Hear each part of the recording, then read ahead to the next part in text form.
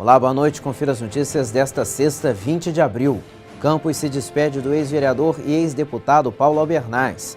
Senador Eduardo Lopes recebe homenagem na CDL. Feriado de São Jorge com operação especial iniciada hoje na BR-101. E mais, respeitando o acordo entre sindicatos, o comércio pode abrir nos 2 feriados do final de semana. Tudo isso e muito mais agora, no Folha 1.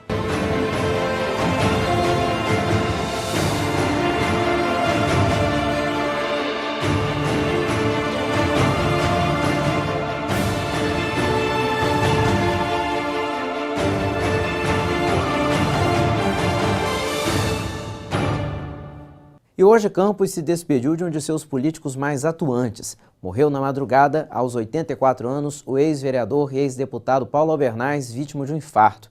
Ele estava internado no Hospital Dr. Beda desde a última quarta-feira, quando teve uma crise de angina. Ao longo do dia, amigos foram ao velório na Câmara Municipal de Campos para se despedir do político.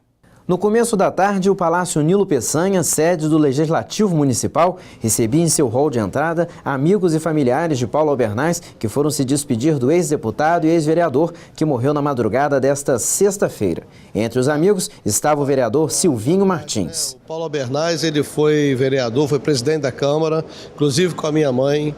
Ele está deixando um legado enorme, se vocês não sabem, ele que fez aquele anexo novo da Câmara. Um homem público que, com certeza, com mais de 40 anos, nunca ninguém falou nada sobre ele, de coisas erradas, de falcatrua. É um político que honra realmente a classe política. Paulo Albernaz hoje é uma perda que toda a sociedade vai sentir devido ao tamanho de seu legado, não só como homem público, mas como pessoa correta, porque ele sempre fez jus à sua carreira toda. É uma grande perda para a nossa sociedade. Cândida, uma das filhas de Paulo Albernaz, destacou fatos do legado deixado pelo pai. O que eu tenho para falar hoje é do meu pai, que ele é uma pessoa de quem eu me orgulho demais. Eu, meus irmãos, ele nos ensinou o que a gente é hoje e eu acho assim, a dignidade, aquele jeito de ser dele, tentando fazer sempre a coisa certa. E outra coisa que era muito bom pra gente é o seguinte, ele era um protetor. O papai era assim, se o que a gente precisasse, o filho piscasse precisando de alguma coisa, ele chegava, ele estava perto, ele estava junto, ele fazia tudo pra gente, tudo. Não era só com a gente não, tanto que agora há pouco nós fizemos uma oração do terço e a minha prima estava falando do tanto que ele fez por cada um dos sobrinhos, dos irmãos, todo mundo. Ele tinha um lado generoso muito acentuado. Então, assim, é uma pessoa que eu sempre admirei e não vou deixar de admirar nunca. Eu espero que ele esteja agora em paz com o nosso Senhor. A Federação das Câmaras de Dirigentes Lojistas do Rio de Janeiro promoveu na CDL Campos um encontro com o senador Eduardo Lopes na manhã de hoje. Na ocasião, Eduardo foi homenageado pelo presidente da Federação das CDLs do Rio, Marcelo Mérida, por sua atuação em defesa dos lojistas. Ainda no encontro, o senador comentou sobre os esforços para que a intervenção militar na segurança pública do estado do Rio possa ter a força que a população espera. Começou hoje a operação especial para o feriado de São Jorge no trecho norte da BR-101. A estimativa da Autopista Fluminense, concessionária que administra o trecho, é que mais de 321 mil veículos trafeguem pelos 322 quilômetros da rodovia entre a divisa do Rio com o Espírito Santo em Campos e também na altura de Niterói. A concessionária informou que vai trabalhar com reforço na operação de atendimento ao usuário até a próxima segunda-feira, último dia do feriado prolongado, quando cerca de 109 mil veículos devem percorrer os 2 sentidos da rodovia. O Instituto Federal Fluminense alterou as datas das provas do processo seletivo de ingresso nos cursos técnicos de nível médio e do concurso vestibular para o ingresso nos cursos de graduação 2018 para o segundo semestre. O período de inscrição, por sua vez, não foi alterado e permanece o mesmo, prosseguindo até o próximo dia 27 no endereço seleções.if.edu.br, que aparece aí no vídeo, ou presencialmente no campus onde o estudante pretende fazer o seu curso de interesse. As provas objetivas dos cursos técnicos e da primeira fase do vestibular serão aplicadas no dia 10 de junho. Já a segunda fase do vestibular ficou para o dia 8 de julho, então programe na sua agenda.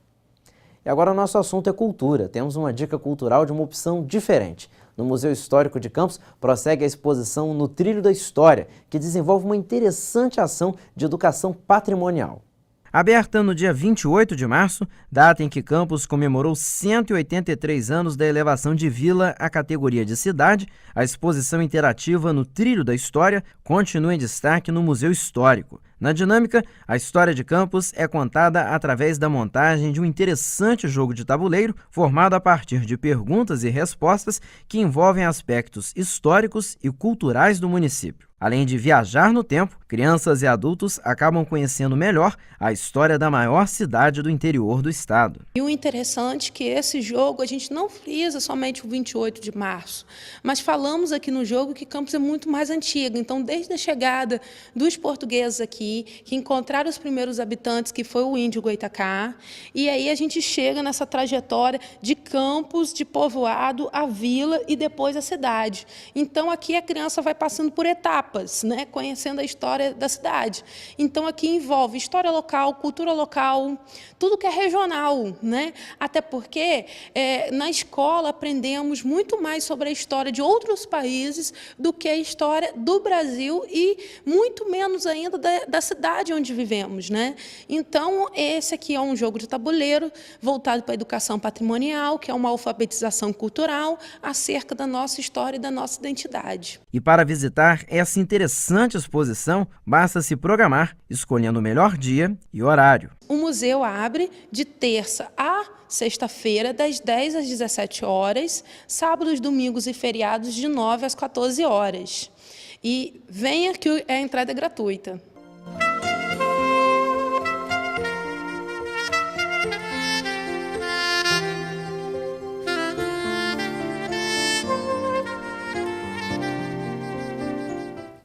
De fato, muito interessante. Nós agora vamos à previsão do tempo para os próximos 3 dias. Em Campos, neste sábado, sol e algumas nuvens, sem possibilidade de chuva. A máxima será de 29 e a mínima de 23 graus. Já no domingo, o cenário muda completamente, com chuva durante o dia e à noite. A máxima será de 27 e a mínima de 22 graus. E na segunda, novamente chuva durante o dia e à noite. A máxima será de 28 e a mínima de 22 graus. Rápido intervalo no Folha 1 e daqui a pouco nós vamos falar sobre a opção dos comércios que podem abrir sim nos 2 feriados deste final de semana. São só 2 minutinhos, até já.